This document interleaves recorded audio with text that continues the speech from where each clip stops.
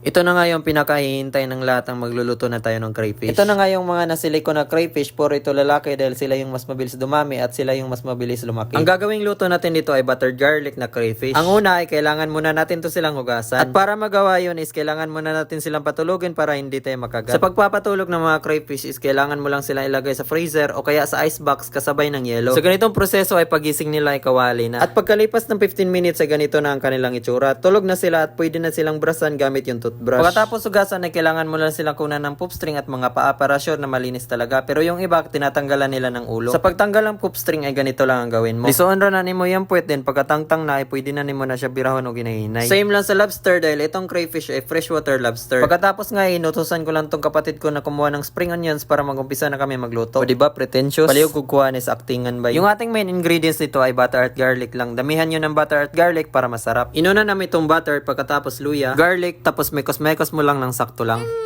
May gawas ng sipat. Pagkatapos ay sunod natin tong crayfish para maluto na. Tapos mix lang natin to. Dagdagan ng butter pag kulang, sprite, asukal, pangpatamis ng buhay, at paminta para balanse ang lasa. Pagkatapos ay takpan lang ng ilang minuto dahil iinom muna kami ng sprite. Smile.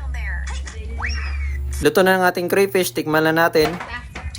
Sakto na! Tapos gawa lang tayo ng sauce para kainan na. Yung gusto pala ng tryo ng crayfish, i-message nyo lang ako. Luto na yung ating crayfish na mahal yung kilo sa merkado. Kung gusto nyo malaman, ay search nyo lang sa Google. Sa mga nakatikim na dyan, ay masarap talaga to. Kasi nga, masarap din ang presyo. Kung gusto nyo mag-alaga ng ganito, ay umpisan nyo na sa 2 trio. At may tutorial naman ako sa aking mga video kung paano ba alagaan to. Tandaan mo lang mabuti pag may tinanim, may aanihin. Kaya see you sa mga susunod kong video. So yun lang, goodbye!